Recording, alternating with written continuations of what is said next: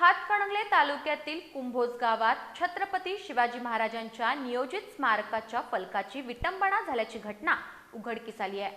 या घटनेनंतर गावात तणावाचं वातावरण निर्माण झालं असून संतप्त ग्रामस्थांनी निषेध व्यक्त करत गाव बंदची हाक दिली आहे। पोलिसांनी परिस्थिती नियंत्रणात आणण्यासाठी कडक बंदोबस्त तैनात केला आहे।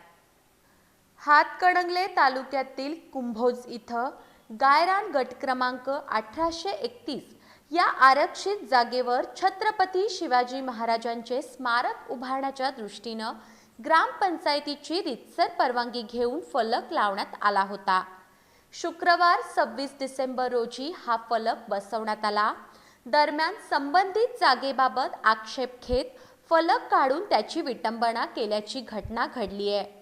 ही बाब शनिवारी उघडकीला आल्यानंतर हातकणंगले पोलिसांना माहिती देण्यात आली आहे।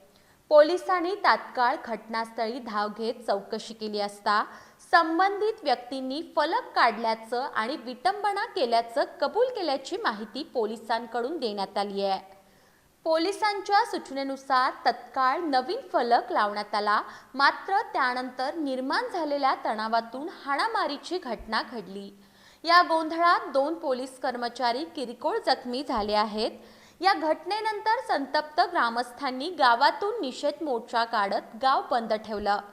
परिस्थिती लक्षात घेता पोलिसांनी मोठ्या प्रमाणात फौजफाटा तैनात केला असून सध्या गावात तणावपूर्ण शांतता आहे।